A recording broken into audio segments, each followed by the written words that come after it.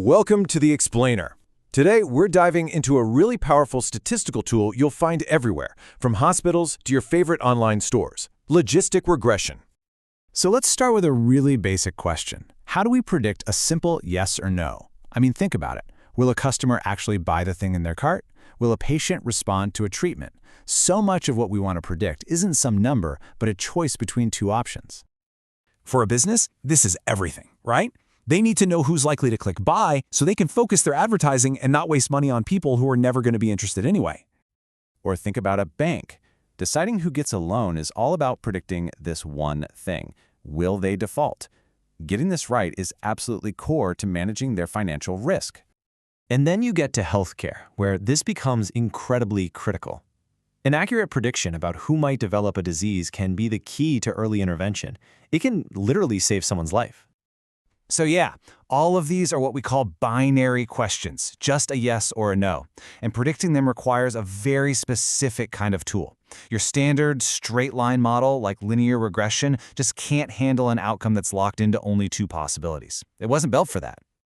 So, what do? Well, we bring in our specialist, Logistic Regression. And its secret weapon, its whole claim to fame, is this really unique S-shaped curve. See, the beauty of logistic regression is that instead of trying to predict a number that could go on forever, it's designed specifically to predict a probability, a value that is always squeezed between 0 and 1, or, 0% and 100%. And that S-curve is what makes it all happen. It's called a logistic function, and it's basically the mathematical engine of the whole model.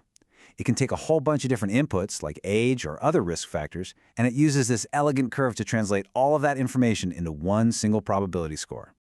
All right, to stop this from being just a math lesson, we're going to use a real-world example for the rest of this explainer. It comes from a 9-year study that tried to predict the risk of coronary heart disease.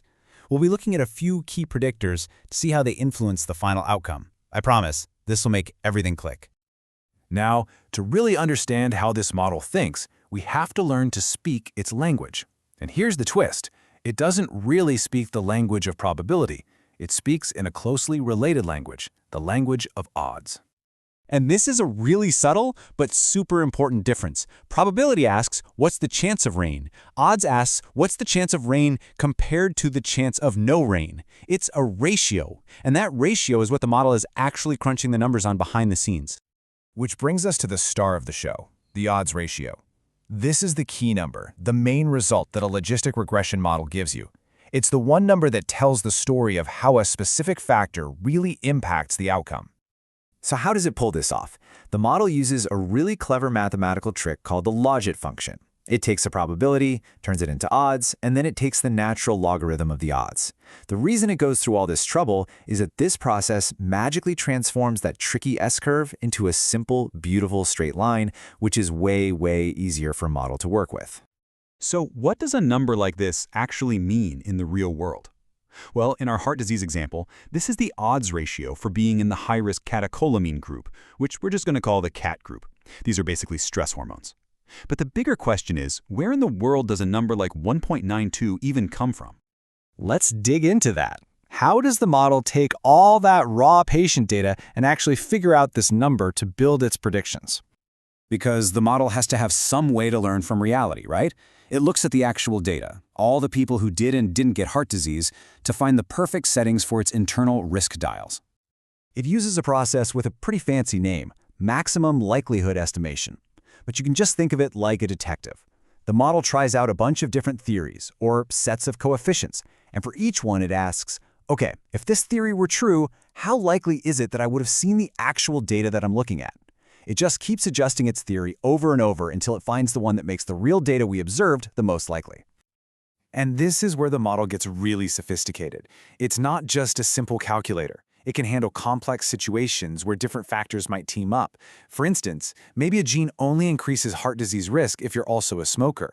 It can also control for other variables, making sure we're seeing the true effect of a new drug, and not just, say, the fact that younger people were more likely to take it. Okay, let's put it all together. Let's interpret the final results from our heart disease study. This is where all that math finally turns into something you can actually use. Here it is, the final dashboard from our model. we've got our variables, CAT levels, age, and ECG, which stands for electrocardiogram results.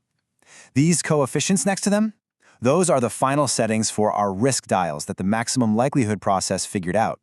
Now, in this log odds format, they're not very intuitive on their own. But we can translate them back really easily. We take that coefficient for our main variable, CAT, 0.652, and we exponentiate it. That reverses the logit transformation, and boom, it gives us that powerful odds ratio we were talking about, 1.92. And this right here is the payoff. An odds ratio of 1.92 means that being in that high-risk CAT group increases the odds of developing heart disease by 92%. It almost doubles them. And that's after we've already taken age and ECG results into account. We've just turned complex statistics into a clear, actionable medical insight. And we can even get super specific and use the full model to calculate an individual person's risk. Let's say we have a 40-year-old man. He's in that high-risk CAT group, but his ECG is normal. We plug all his information into the model, and it predicts that his personal risk of developing coronary heart disease over the next 9 years is about 11%. So, what's the big takeaway here? Logistic regression isn't just some abstract formula. It's an incredibly powerful framework for looking at a really complex world and making sense of it, one yes or no question at a time.